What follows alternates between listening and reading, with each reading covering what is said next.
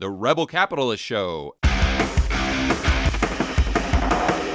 All right, guys, it gives me a great deal of pleasure to welcome someone to the Rebel Capitalist Show that is going to blow your mind. This gentleman is someone that I've really looked forward to speaking with because he's not only an entrepreneur, but he really understands the Fed. He understands what's going on with the global elite. But maybe even more importantly, he understands psychology and some things that I think are extremely important for you to become a better investor. So let's dive right in and welcome Mr. Jake Ducey. Jake, welcome to the Rebel Capitalist Show, my friend. Thanks for having me, George. It's an honor to be on your show. Now, some of my viewers might not know your backstory. Can you get us up to speed there? Yeah, so kind of a weirdo. If you Google my name, you'll see more stuff for personal development. Here's my story in a 30-second nutshell. So 19 years old, freshman in college, was studying economics, playing basketball, just party, mainstream Dumbo. And I came home from Thanksgiving, first semester college, and my dad showed me how the monetary system worked. And he sat me down. He also showed me the whole global elite plan. I mean, a lot of the ways things are unfolding now. And he just like red pilled me out of nowhere. And so I went back to school and I asked my economics professor why we couldn't audit the Federal Reserve. So this was like 2011, Right. Maybe 2010. And he told me to shut up, memorize my textbook. I got in a huge fight with him in class, in front of the whole class. And the whole class wanted me to shut up and memorize the textbook as well. And so I dropped out of college and I was like, this is stupid. And, you know, I was really angry about what was happening in the world, politically, economically, where we were headed. You know, in hindsight, it's pretty much where we are right now. I'm sorry, Jake, what year was this? This was like 2010, 2011. Okay. Yeah, so I dropped out and I read a book by Wayne Dyer, and he said, you know, you can create the life that you want. And I thought, well, if this is true and this whole system's a scam and we're living in the matrix, I'm going to drop out and see if I can become a successful writer and author and all these things. So I did some backpacking around the world, self-published a book called Into the Wind, my 6-month journey, wandering the world for life's purpose. I wrote it when I was like 20, and so no one would publish it. So I self-published it, but I sold 20,000 copies of it out of the trunk of my car. And I did, you know, I would get tables at farmers markets next to the people selling kale, and like I did everything, you know. And so 20,000 copies is a lot in books because the average book sells only 2,500 in the lifetime. So Penguin Random House gave me a book deal for 2 books, you know, and all of a sudden I was getting paid, and then it turned into, you know, I'd probably done 600 high school and college speeches. I was the first motivational speaker ever on Vans Warped Tour. So like I was in the personal development space, and I really believe at the core, you know, the way this whole brainwashing system works is they convince us we're these stupid little idiots, and they trap us in these terrible belief systems. You know, right. Edward Bernays, the nephew of Sigmund Freud, you know, created a lot of this PR. And so personal development became a mission to me. Then I went online. We built 600,000 YouTube subscribers, got millions of website visits, and, you know, I built a you know, really large business. And I never bought anything because I didn't trust the system. Last couple years, that's brought me all back to when my dad woke me up. Gold, silver, mining stocks, the whole likes. Started this new channel, I Love Prosperity, only in April when the lockdowns were started, and it really took off. And you know, just that's kind of the gist. And you recently moved from California as well. Tell us about that journey. Yeah, so I was born, as you can tell, I look like so I get more shit in the finance industry than the personal development industry, but, you know, some people don't like the way I look. So, I was born and raised in San Diego, you know, a little beach town called Encinitas, and lived my whole life there, 3rd generation San Diegan. If anything, I grew up more liberal than the opposite, because that's what SoCal is. And we've been living in Maui for 4 or 5 years, but we came back because we had a baby. And so my wife wanted to have the baby in San Diego. You know, government locked us in our house. Newsom made up I don't want to say anything that's going to get your channel in trouble, but, you know, he said 25 million people are going to be infected with COVID in the next 30 days unless we lock it down. And that was like in February, and everyone freaked out. And I remember reading the article, and I said, where did he get this number from? I mean, 25 million are going to be infected? Like, it just immediately smelled like bullshit. And if you look at people like, Mr. Alex Jones, there's David Icke, there's a lot of people that have been predicting this stuff for a long time. And so, I didn't like the way it was rolling. None of it made any sense. And, you were straight up locked in your house. You got tickets if you watched the sunset. Lifeguards patrolled the beaches. It wouldn't let you. I mean, it was legit the most ridiculous shit ever. Proper police state. It was a police state, yeah. And then my wife grew up in southern Utah. We're outside of St. George. And we came here to visit family. Everything was open. I went to the gym without a mask. I immediately just said, we're going home, packing our shit up, and we're out of here, Right. And so that's this is one of the few places that's kept everything open. I haven't met someone that's lost a job here. More importantly than mask, not mask, whatever. No one's lost a job here. And so that's why we moved here. Yeah. So one thing I want to dive into is kind of your views on what's going on with the macro landscape, with the economy, with the Fed, just kind of download there. But then I want to go into the psychological aspect of not only becoming a better investor, but becoming successful in life. So we'll just tackle one thing. So kind of macro, how do you see the economy? How do you see the Fed? You talked about gold, you talked about miners, the value of holding hard assets. Give us your views there, and then we'll go down the kind of the self-improvement path. Yeah, look, I mean, for one, you're a million times smarter than me, and I don't try to be the genius, I just am interviewing really cool people. But look, I mean, I think this was all planned. If you go all the way back to 1913 and, you read Creature of Jekyll Island and you look at the things that J.P. Morgan said, gold is money, everything else is credit. They have for a long time been trying to create this world that Klaus Schwab now speaks about. You'll own nothing and be happy. And the way that they did this was by creating a central banking system, which it's a tenet of communism, and they've enslaved the whole world through a central banking system. It's as your audience knows, they've killed 96% of the purchasing power of the dollar since that's happened, right. And it's only getting worse. And I think it's convenient. There's a lot of outside distractions that distract people from what's happening, but it's a fraudulent system. It's counterfeiting. As Rick Rule, one of your favorites says, if you or I did it, we'd be in prison. And it's coming to a head. There's clearly a mass awakening going on. People are waking up to what's happening. I think the Reddit stuff's a good example of people realizing the system's broken. Yeah, that's interesting you mentioned that, because my concern with what's going on with Wall Street bets and with the Reddit forum, I have several concerns, but my probably mainly is that they're getting pissed off at Wall Street. They're getting pissed off at hedge funds. They're getting pissed off at all these banks that got bailed out in 2008. I totally get it. But their anger, in my opinion, is misplaced. Is it the hedge fund's fault, or is it the Fed's fault for setting up the incentive structure, and the politicians? Is it their fault in the first place? It's very similar to, I remember back in, 2010 or 2011, when they were doing the Occupy Wall Street. Remember that? Yep. And I don't know if you saw the video, but Schiff went down there. Mm-hmm. And he started interviewing everyone, saying that he was, he's the 1%. So let's talk about this. And his whole point was, listen, your anger is misplaced. You're pissed off at Wall Street. I get it. You've got a right to be pissed off, but you shouldn't be protesting on Wall Street. You should be protesting on Pennsylvania Avenue. You should be protesting the government and their intervention. You should be protesting all these people that destroyed the free market and created this environment where we're incentivizing people to take more and more and more risk. We're incentivizing the people on Wall Street. And now, of course, we're also incentivizing, and I would argue pushing and forcing people, the retail investor, to take on just wild risk.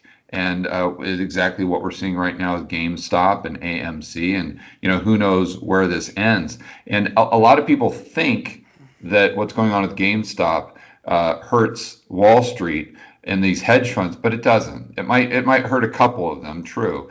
But do you really think that these hedge funds, the other ones, aren't going in and front running the Robinhood people, buying calls, and then on the short side as well? I mean, they're manipulating this in ways that the average person on a Reddit forum can't even comprehend.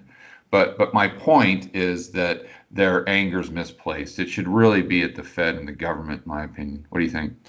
Yeah, I mean, you know, you're way smarter than me, but you're 100% right. But I do think it's a good opening step. But you're right. I mean, the core of the problem is this global central banking system that enables all these, you know, shitheads, for lack of better words. Yeah. And so, yeah, I agree. I mean, you're right. I mean, and that's why someone like you is important with your large audience. You publish every day. You said you got this other channel 3 times a day. We got to educate people. But see, especially the Bitcoin community, I mean, it has really started to wake more people up with Bitcoin, with YouTube, with gold. It's happening. It's still a lot of people in mass hypnosis, and a lot of it's by design, right? Like, these people are psychopathic geniuses, and they know that the core of the entire communist system is a central banking financial system. So, you know, they fund all the media. They get everyone pissed off about Wall Street or being black or being white or being MAGA or Antifa, and they just distract everyone from, as you said, the core problem. But I think we are making progress. It is also possible there's a false flag component that's designed to, you know, who knows? Maybe they're going to use this and say speculators are doing something to crash the market or shut down the market. You know, you've seen the Klaus Schwab clip where he talks about a financial terrorism event, you know, that would be 90% greater than the COVID lockdowns. So, Right. You know, who knows? Yeah, talking about the Great Reset, I think that how I see that playing into what you're saying is, I think it's hard for people to just assume there's this group of bad guys out there that have collective, immense amounts of collective power that just want to do nothing but bring world suffering and pain. But now, I'm not saying that that's not true, but I'm saying I think it's harder for people to grasp. But I think if they're able to see maybe another angle on it, and that maybe, and I'm not saying this is true, but just a different angle, you know, let's look at all the variables.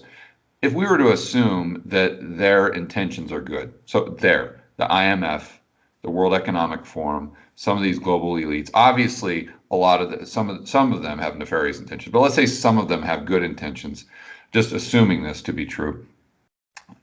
If you look at what Marx said about communism, it was never a competing system, right? Communism and capitalism.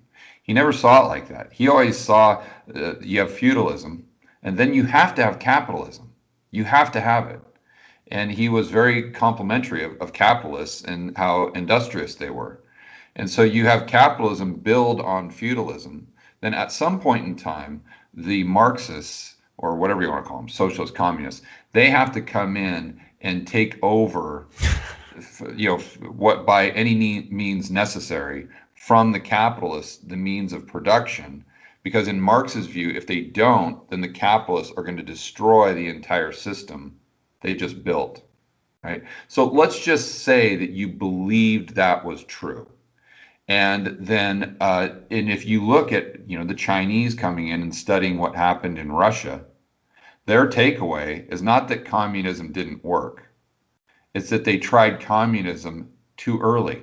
They didn't allow capitalism to flourish into its latter stages, right? So my whole point here is that I think even if you're going to assume that their intentions are good, because that's an easier pill for you to swallow, you've got to understand they're central planners, and at heart they're Marxists.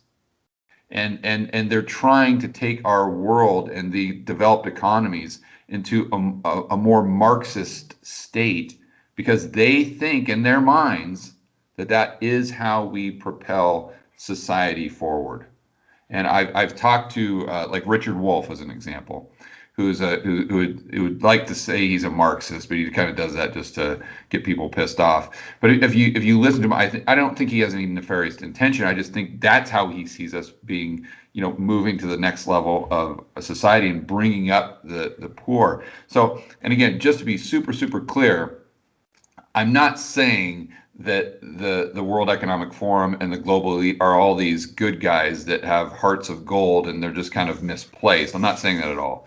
I'm saying that if you have a hard time swallowing that they're all nefarious and James Bond villains, which I think they probably are, but then you've got to look at that other angle, and that the true Marxist would kind of pursue the central planning agenda and what they're laying out in the Great Reset agenda, because they just see it, not communism as being flawed, but now we're at the stage in capitalism, they call it end stage capitalism, where they need to take over. Sorry for such a long-winded rant there.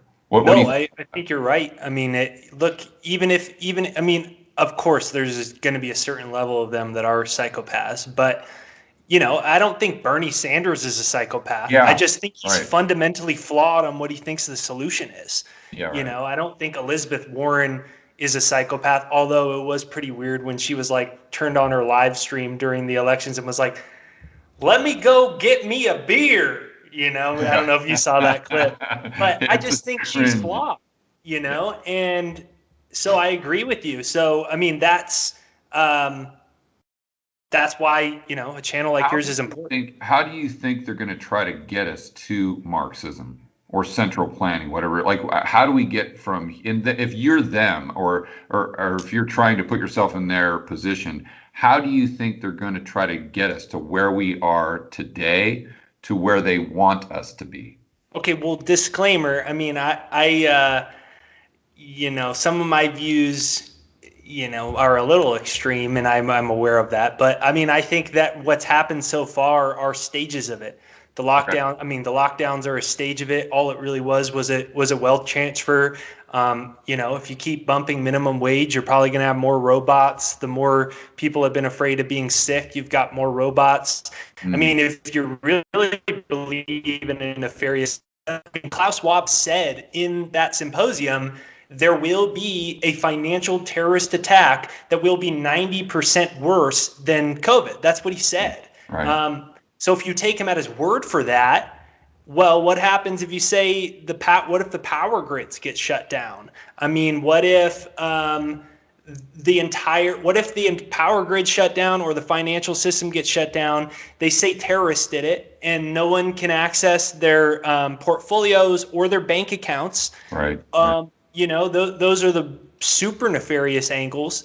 But I think even if that didn't happen, if you just keep on the road we're going down, I mean, people are getting, you seen the tweets, when they said that they're only giving $1,400, you had congresswomen and men writing 1,400 doesn't equal 2,000. Give us our 600. So it's happening even without a nefarious agenda. It's just a slower process, I think. Right. It's like a weird, twisted view of creative destruction. Yeah. Right. It's like they're taking Schumpeter and they're trying to force a tops down type of creative destruction instead of a free market version. So if you're what are you doing right now to prepare for what you see coming in the future, as far as your family and your wife? Obviously you've moved to a smaller place in Utah. I'm not sure how far away you are from the city. I don't know if you're doing any type of, if you're self-sustaining out there as far as solar, or what type of action steps are you taking? I'm extreme. I've got at least 6 months of food in my house, freeze-dried foods in my house. My wife's grandma lives down the street, and we have over 5,000 gallons of water. We have over a year's worth of food. Because I'm concerned. I hope it doesn't happen, but I'm concerned about a power grid shutdown. Let's hope that these people aren't as crazy as I think they are. I hope I'm wrong about that. So those types of things. I have a large percentage of my net worth in physical silver and physical gold. more importantly than anything. Oh, and I'm thinking about leaving the country. I mean, I know that you have a passport in like St. Lucia or something like that. I mean, I'm thinking about it. Yeah, I was you're thinking about it. Okay, yeah, so I've got yeah, my residency visa in Colombia, so I'm making steps to get a second passport, but definitely need to pull the trigger. yeah, I'm interviewing your boy Andrew Henderson in a couple hours, so I'm Good. interested in that. Tell him I Yeah, said yeah. cool. Yeah, I will at 4. So I'm pretty pumped about that because I didn't think about it until my net worth got, a little bit bigger to consider being able to make the move and pay for everything. But I am concerned about here. I mean, Uruguay is where I'm looking at. Their GDP was unaffected during the Great Depression. They were largely unaffected during World War II. 90% of everything consumed comes from within the country. They only import and export 10%. Huge aquifers. There's 3 times more cattle than people. Factory farming's illegal. So there's a lot of interesting things about this. Where Doug Casey has a 1,000-acre ranch. So I've been spending a lot of time researching, and I'm intending to go down there, check it out, at least maybe get a second home somewhere like that, like you've done in a residency. And then on top of that, business. I think that I own Bitcoin and all that, gold and all that crap too, but I think that, in my opinion, and I'm just a 29-year-old guy. I've done pretty well. I'm no George Gammon in my success, but You're way ahead of where I was at 29. I've done pretty well. And the thing that, I retired my wife at 25 years old, and the way that I was able to do that was through business. And we're taught not to have businesses. And we're so conditioned with an old business philosophy, because when I say that, someone says, well, easy for you to say, they're locking down businesses. Well, then we need the internet. We need additional sources of income, ones that are uncancelable, or if they are cancelable, we need multiple of them. And more than anything, we need to be increasing our income ceiling, right? Because I think you published the data on the average income hasn't went up in forever, and so we need to be increasing our income, to exceed inflation. We need more money because money's freedom. And sometimes people will say, well, happiness is more important. And that's true, but you also have a total freaking quasi-communist system that's taking over your life. And the only way you can have your freedom is money. Right. And so I think having businesses and developing additional sources of businesses is like the number one ninja Jedi moves that we can make against the system. And then of course, as you're an expert on, there's all these tax things and real estate things you could do once you have more capital from your businesses. So that better than me, but I always challenge people to build a new source of income this year. Make that your goal, at least one new source of income, especially a scalable one.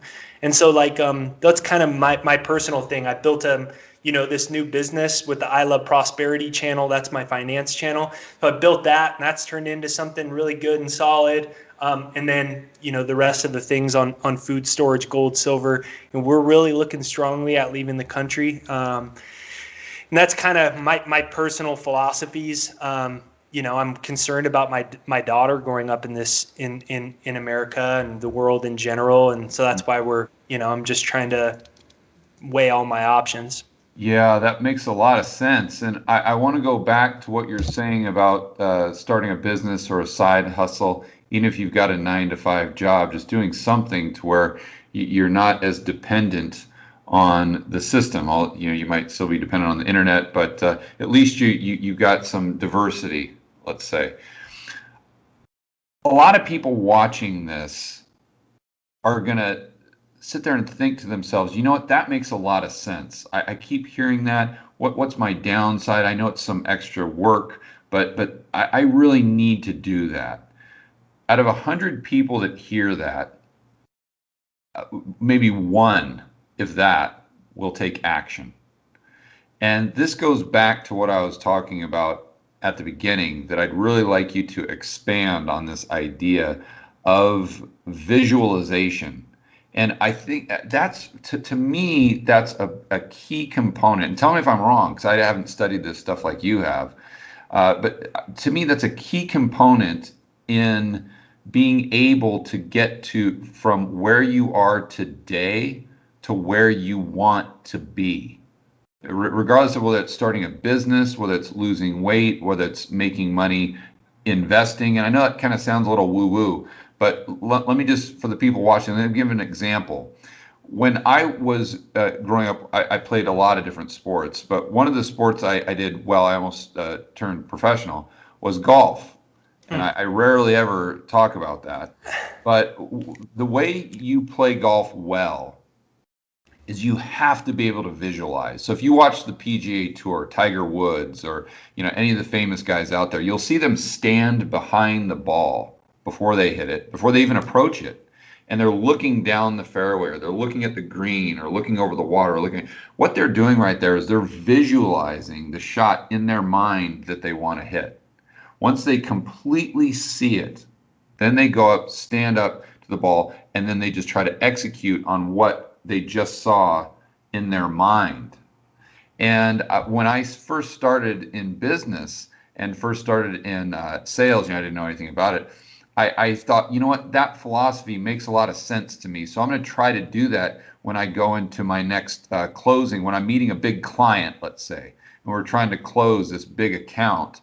Before I step in the room, I'm going to take a minute or two and almost meditate, but I'm going to visualize that me saying everything that I need to say, me nailing all of their questions or rebuttals. I'm going to visualize us shaking on the deal. I'm going to visualize how much they're going to agree to. Is it going to be $1 million deal or whatever it is? And I noticed that when I started doing that, my ability to sell just went through the roof. And so I'm like, I'll bet you it's happening for the same reasons it happened in golf. And that's that the body can't perform what the mind can't conceptualize, or the body can only perform what the mind can conceptualize. So, a lot of people hear the self-help stuff and they say, oh, it's just kind of woo-woo nonsense. But if you think about why it works, to me, it makes a lot of sense. So help me. Am I right there, or am I just way off track? That's what I believe. I mean, I've got really into it. If you really want to understand the power of psychology in the mind, there's a 10-part docuseries on YouTube on Edward Bernays, the nephew of Sigmund Freud, who learned all this about the mind and the subconscious and brought all the banks together and created modern PR and, got women to believe that if they smoked cigarettes, they were an individual and all that crap. And so, first of all, it's not woo-woo. So we now know through, this is what I'm into, personal development, neuroplasticity. So we know that the brain actually gets wired in certain ways. Every time you have an emotion, every time you have a thought, you activate cells in your brain. And there's something in neuroscience called Hebb's law. And that says that nerve cells that fire together wire together. So that based off of our dominant emotions, what this is essentially saying, because all your emotions it's an electromagnetic frequency that shoots through your nervous system. That's all it is. And so we activate cells in our brain. Our brain gets wired together. And this is why people spend their whole lives depressed, or their whole lives very, no confidence. And because they were wired like that, they're little, and their brain plays it out there their whole life, right? And so 95% of your whole life is subconscious. And that's why everything you do now, you succeed at. You did in real estate, now you do it in this. Now you're just fucking wired to succeed. It's been built into you. And for most of us, it's not. I believe it's nefarious. I believe that's more than the financial system. It's ultimately about controlling us in these ways. Well, 95% of your life is subconscious, and the word sub means below. So that means below conscious. So 95% of our whole life is below the level of conscious. And that's nuts, because it explains a lot of things. The way you can drive down the street and not pay attention and forget where you drove, but you still got there. Everything is subconscious. All the body is an extension of the subconscious. That's why Kobe Bryant would replay or visualize entire games in his head. And so you can feel something that isn't real. And so, that's why all the most successful people in the world visualize. And it's why Steve Jobs says the world was built by people no smarter than you. And when you realize it, you can mold it, shape it, and change it however you want. So if you can build a picture in your mind, which is what I did when I dropped out of college and I read all this, instead of dismissing it, I said, why don't I suspend my disbelief and actually try this? If you can really recreate your mind and you can be whoever you want to be in life, why don't I at least try? Instead of just be this closed-minded idiot like I was my whole life. And so I built a picture in my mind to become a multimillionaire in my 20s and be a successful author and, have my main YouTube channel be this big channel and have millions of people, my work reaching millions of people. And I was 21. I dropped out of college. I failed junior English class in high school, but I made a hypnosis for myself. And, and if you get more into declassified CIA documents, they know all this stuff. That's what MK Ultra was. It was about desensitizing people from the outside environment and seeing if they could erase their entire subconscious psychology to rebuild a totally brainwashed sense of self. A lot of people believe that's, the John Lennon and the JFK stuff was by MK Ultra patients.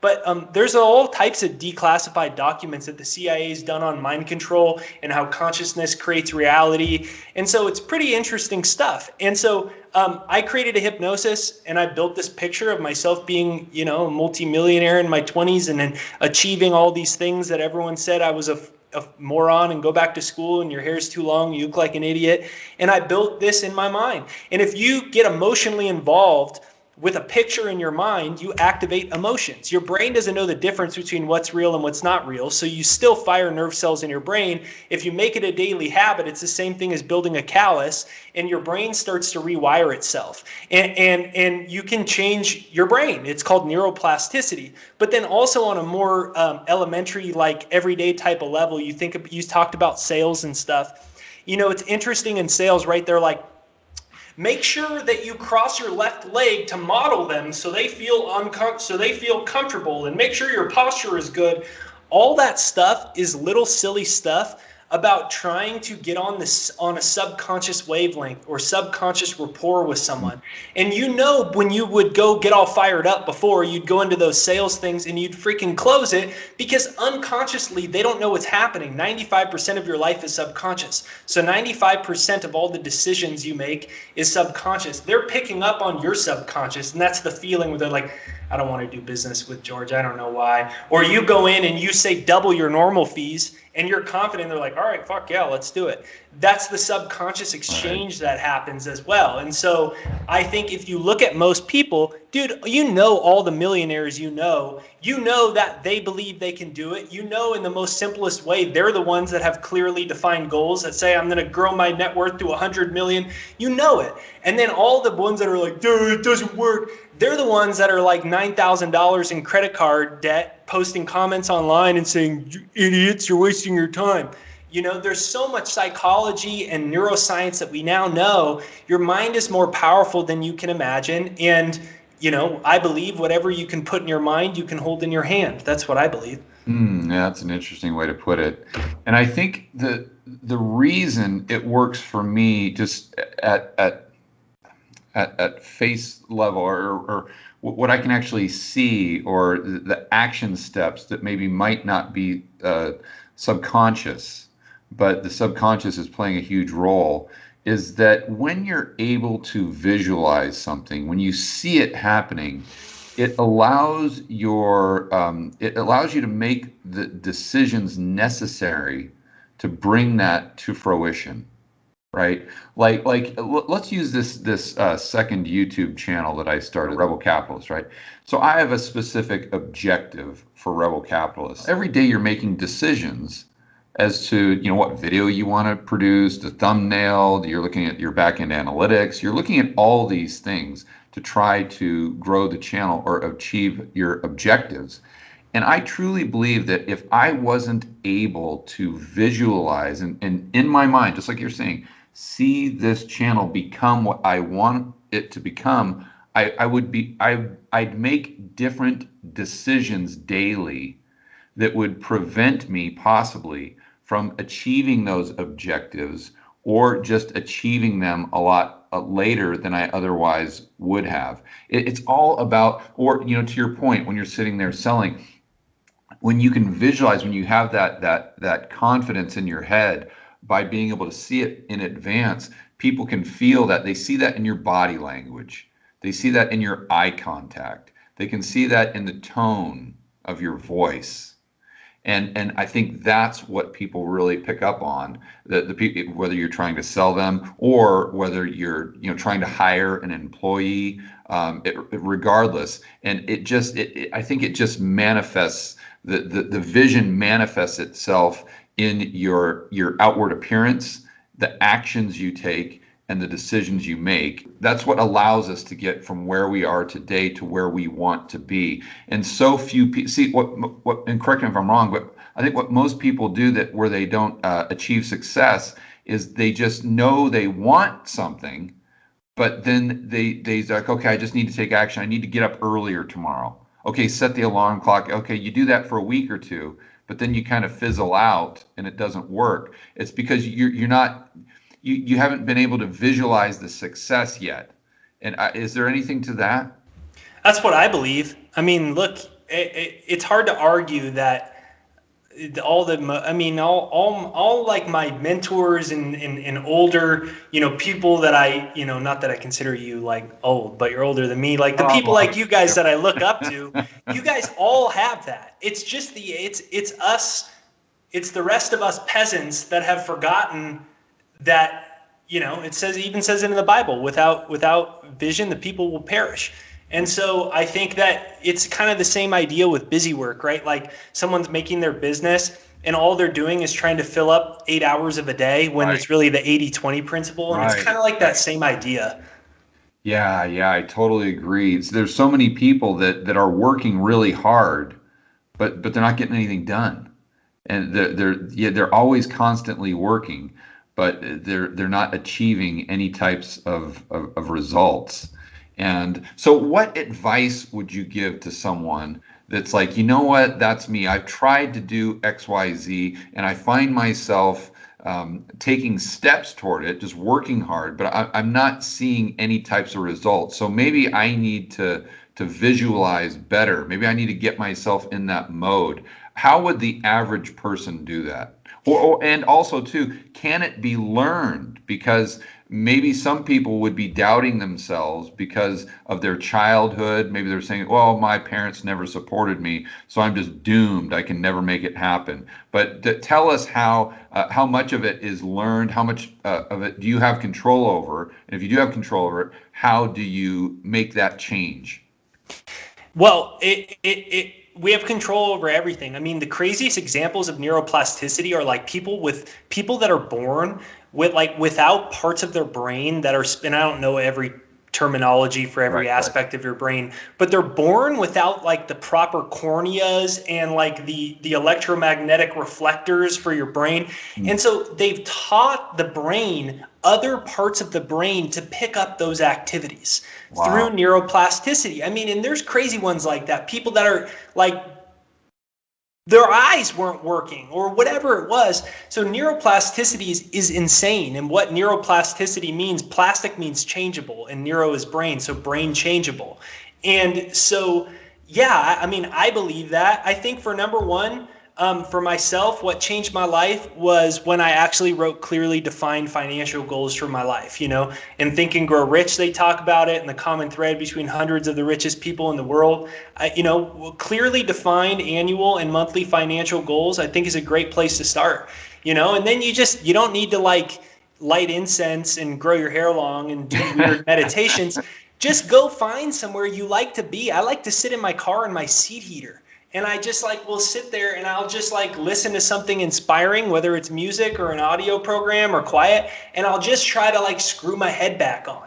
What do I want my life to look like? Because everything's so busy that a lot of times we live in a reactionary consciousness and a reactionary thought process where we think at the level of our own environment. And so we think at the level that our bank account says, or we think at the level of our last 9 failed relationships. We say there's no good guys, there's no good women. And we live in a reactionary mode of consciousness, and so we have to move to the creative level of consciousness. And this is what everyone that's achieved, great. That's what a visionary is. It's someone who lives from an inner vision as opposed to reacting like an animal to the outside world their whole lives. Unfortunately, that's what most of us do. So I think clearly defined financial goals. And then just like see what it looks like in your mind. Like, what do you actually want to be? It's like, it's so silly that we think that's even like new age, because we spend our whole lives being programmed to be little fucking bitches and spend our whole lives, whatever everyone says I'll do it. And when I'm 65, just a cog in the system. Yeah, and so that creates a reactionary consciousness thought pattern our whole lives, And so I think number one. Then number two, as it pertains to money, we talked about like the 80-20. I think asking yourself, what are the highest income producing activities that you do? And I think most people find out 10% of their working hours are doing those, and the other 90 are things, for us as YouTubers, what's the highest income producing activity we can do? Create new scripts and film them. You could spend 7 hours a day making thumbnails and editing them, but that's a low income producing activity. You could scale it and get someone else to help and do. And so that's just for us. But I think making a list of high income producing activities is really powerful. And I think with that self-reflection, we find out a lot of times we're focused, in the wrong areas. And so I think when we combine that and we have clearly defined goals, I mean, you may already have your financial goals. It may be something personal or with health, but I think when we have them and we just freaking close our eyes and we detach from the world just for a minute and screw our head back on, right?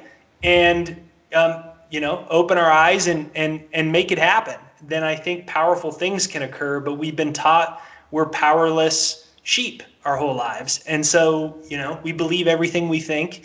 We have to stop believing every thought we think. Yeah, what's interesting about my childhood is especially my father had a very unique approach to parenting, to say the least. And I could go into that, but one of the things that he did, which was just the complete opposite of the other parents I saw, my buddies' dads and stuff like that. I grew up in the 70s and the 80s. And my buddies' dads were great, but they were very strict, and they were very hard. And if my buddy made a mistake, they would definitely let them know, because they were trying to create structure and teach them what's right and wrong, and to motivate them to do well. Where my father, he didn't take the complete opposite approach, but is incredibly laissez-faire. I mean, unbelievably. And then he would also, whenever I did something, even if I failed, his response was always the same. You're the best. Don't worry, you're the best. He would tell me that. I mean, I would go and play a golf tournament, as an example. When I was like, when I first started playing, I was 12, 13 years old. And it was in Oregon, pouring rain. My hands are freezing cold. My dad would drop me off, and then he'd come pick me up after the tournament. He'd meet me right there at the scoreboard where you're handing in your scorecard, and they're writing the scores up on the board. And I get like last place, as an example. When I first started, had a horrible day, and I'd get in the car, I'd be totally bummed out, and kind of like a tear coming down my eye. And he'd look at me. He always called me Georgie boy. He said, "Georgie boy, what's wrong?" I said, "Well, I suck. I'm terrible. I got last place in the tournament." And he'd kind of laugh. He'd say, no, listen, you don't understand. He goes, "I watched everyone on the range. You're the best person out there by far. You're the best person in the tournament today. You're the best golfer." I'm like, "Yeah, I don't know, because there's something called a score." And unfortunately, that determines who the best golfer is. He's like, "Yeah, I know. I saw that stuff. Don't worry about it. You're still the best. I saw everyone hitting balls. You have the best swing. You're going to do the best." It didn't matter what it was, that, hockey tryouts. I remember I played ice hockey for 7 years. And we had tryouts for like an all-star team, something like that, when I was like 7 years old. And I remember during the tryouts, we were skating through these cones or something like that, and I tripped and fell over one of the cones or something. And it was just, I thought my whole entire life was ruined from that point on. I'd never make the team. Same thing, got in the car. "Georgie, don't worry about it. You're the best. You're the best one out there. You're always the best." And even when I would do poorly in school and I'd get in trouble, my mom would freak out. I'd get, horrible grades. He'd always say, "Oh, don't worry about it." My mom's name is Betty. He'd say, "Don't worry about it, Betty. George is the smartest person about it. Don't worry about it. He's the best." He just constantly, nonstop. And so if you understanding the psychological components of what was going on there, how do you think that played out to what I've done over my life, or did it? And if it had a positive effect, then maybe people who didn't grow up with parents like that, how can they train their brains to kind of like get into that mode? Does that question make sense? Yeah, totally. Well, one, yeah, that's it's interesting. It's interesting to reflect on the environment we grew up in our childhood years, how it ultimately developed our own belief systems and our own self-image. I mean, just as equally, maybe your dad could have been like, "It's okay, but we're going to get better. We're going to get better." And maybe you developed the complex out of that. That was the opposite, where you always were so unsure of yourself and you thought you needed to get better. Like your dad made you feel safe, and it didn't fill you with fear all the time. Just as easily, there's other parents that fill up with us with a complex, an inferiority complex. And so it's interesting to see that. Granted, almost none of us grew up with perfect belief systems as a family. I mean, I've got a 6-month-old, and it's something I'm trying to focus on, but I'm sure I'm going to give her bad habits. Then you think about the fact that 75% of Americans live paycheck to paycheck. This was before the lockdowns. The average person can't come up with $500. Then you think about the fact that 50% of parents get divorced. So between relationships and love and money, we develop a lot of bad habits because the people we're around, we're all living at a very small level of our consciousness. So most of us have them. I think for and another interesting thing is, up until the time you're 7 to 8 years old, you were in a brainwave state akin to hypnosis. You have not developed higher faculties of your brain. So you're essentially in a brainwave state of hypnosis, and you inherit all these things. A lot of them are negative. So I think for number one is just looking at, like, what are those unconscious belief systems? It might be a self-worth issue. You might believe love is pain.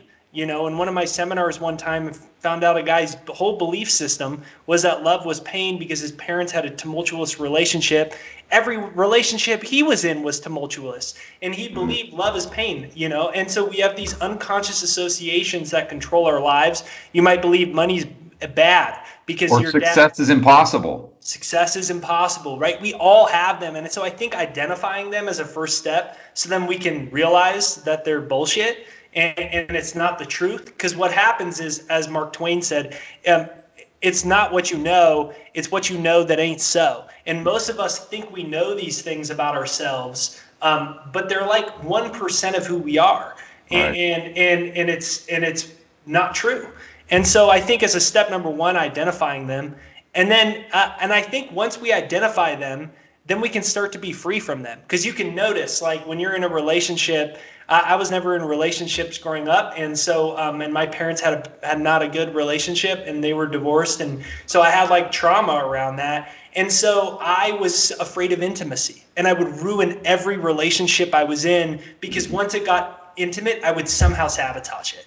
And it was because I was afraid. I saw love was pain, and love it creates all this crap in it, And so once I realized that was my unconscious belief system, and I learned more of this stuff, I could be able in the moment to just a little bit notice myself going, "Oh, I'm about to go into that." And we do it for everything. We do it on the sales call. When you get to the number, it's $5,000 right before you're like, it's 5,000. It would be 5,000, but for you it's 2,000 because we're buddies, And so noticing those things, and I think then we become free of the program. Yeah, that makes a lot of sense. It's just like someone that is trying to learn to speak better publicly, that is saying, a lot, or and I mean, I do this myself. I watch my YouTube videos, and I try to learn from them, and I try to improve. And I try to not use those crutch words, I think they're called. But once you see like, you can't even hear yourself say those things. But once you hear yourself, then you recognize it every single time. It sounds like kind of the same process. Yeah, I think that's the power of self-awareness, right? Like, and that's the number one problem is none of us have very much self-awareness. I mean, you see it I go in the sauna like at 6 a.m. Sometimes these women walk in, full conversation on speakerphone.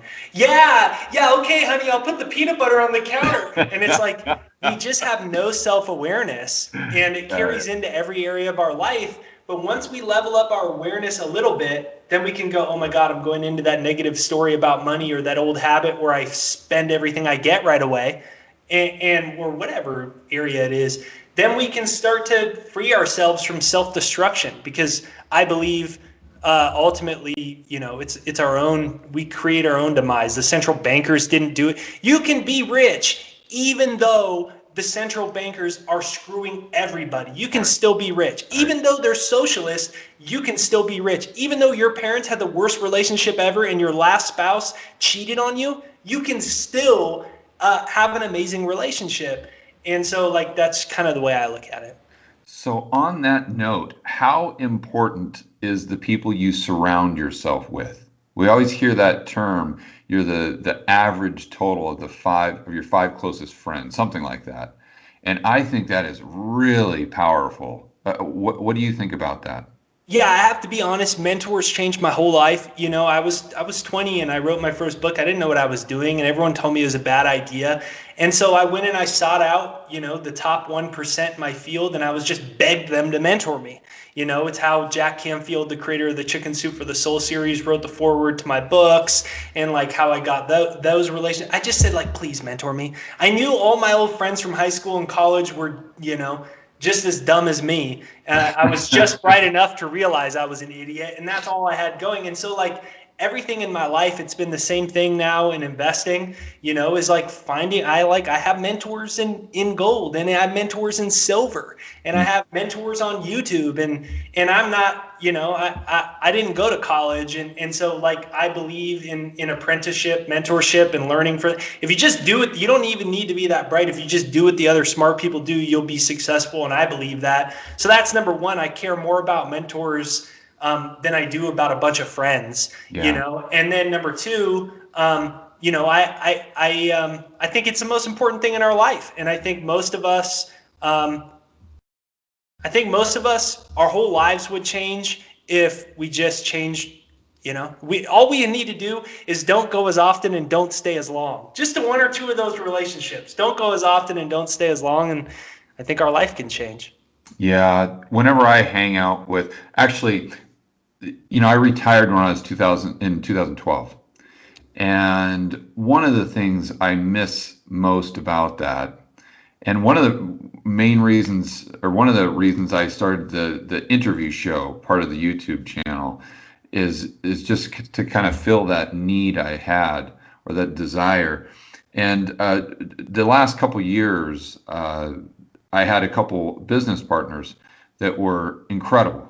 And I just didn't have anyone else that I could kind of throw ideas off of. We'd meet for dinner and talk about making money. And it was just hanging around a couple guys that just were hyper motivated and incredibly successful, and always just driven, just nonstop from the morning they wake up to the morning they go to bed, just ambitious and trying to tackle the next challenge.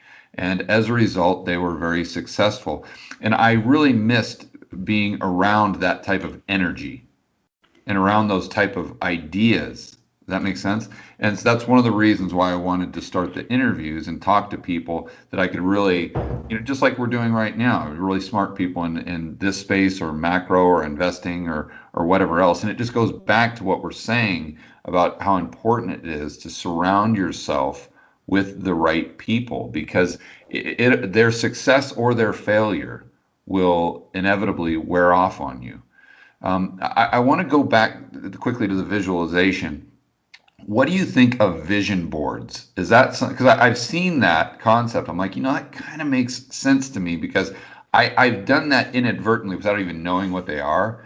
Like, if I have a goal, I'll try to put it up on my computer, so periodically I'm just like, I can see it. It plants the image in my mind. Or is it something that's not that helpful? Or what's your opinion on those?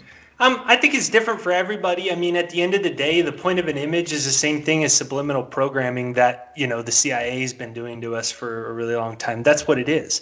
The CIA in all the, the other crap, it's about subliminal messaging to implant into the subconscious. And so, like, it's the same idea. It's funny that we call a lot of these things New Age, but, like, they use it to control the population. And so that, number one. Number two, I think it can be super valuable. I think most people's problem is they're in a reactionary consciousness their whole lives.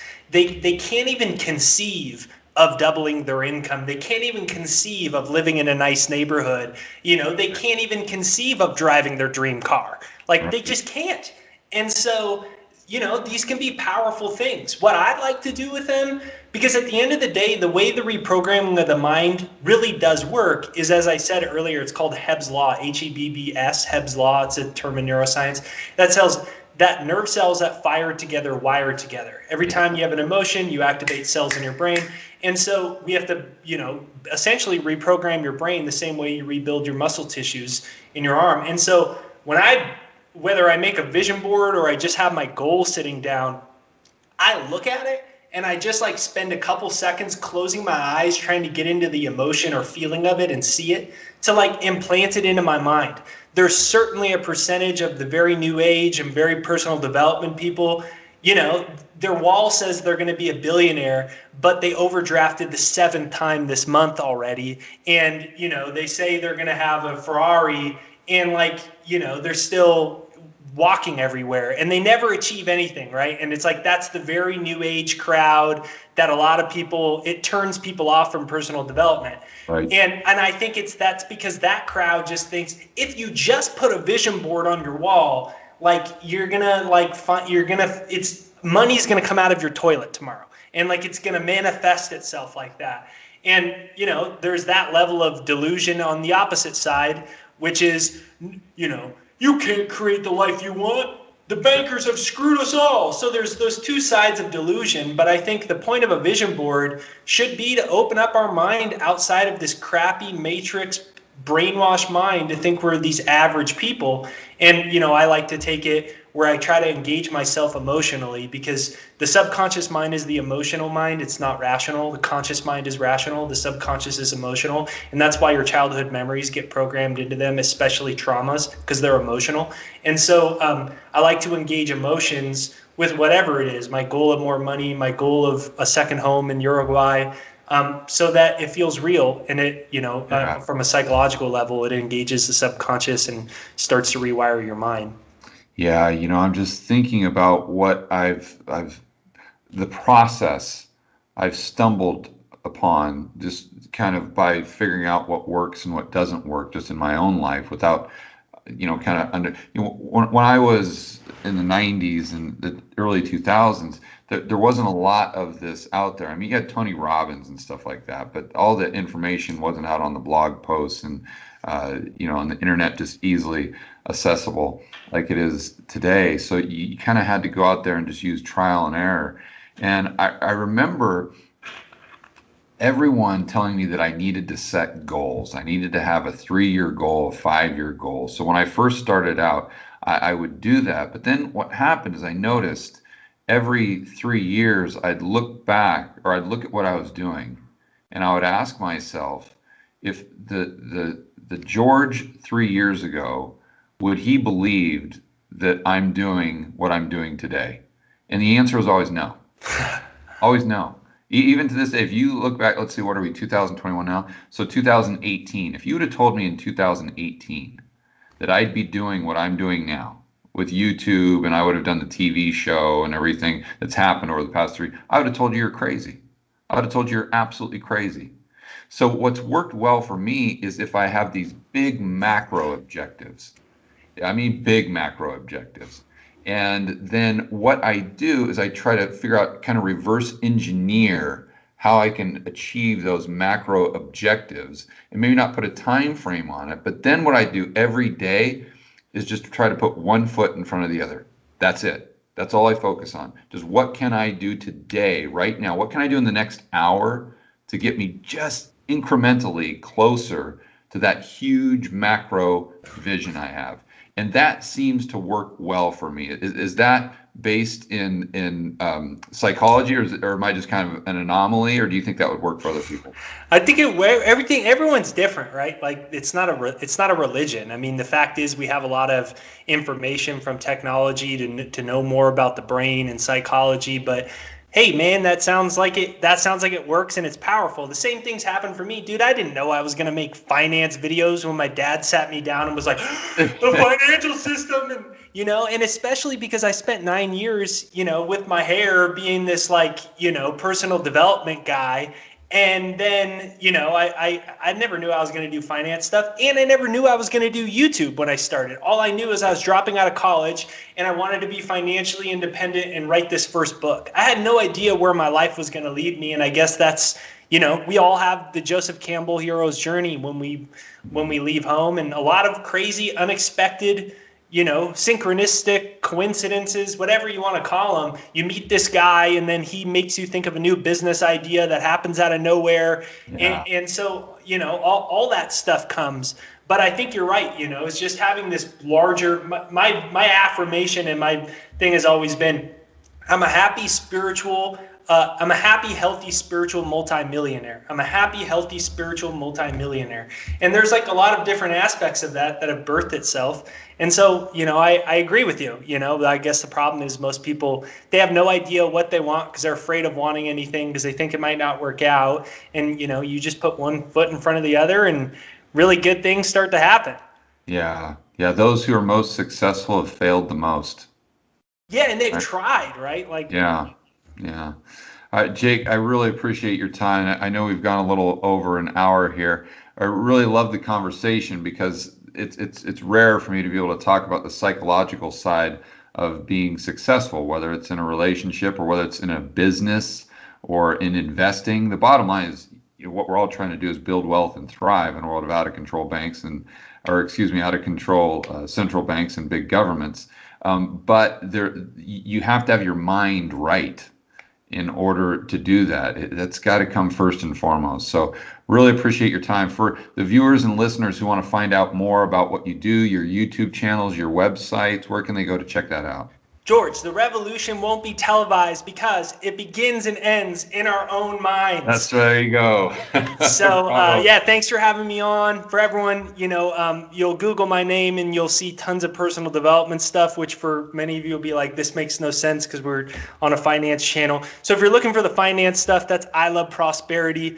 My name is Jake Ducey, and thanks for having me on. Hopefully it's not too weird and different than a lot of your stuff. I appreciate it. And, it's, I'm honored that you invited me on, and hopefully this inspires some people. Absolutely.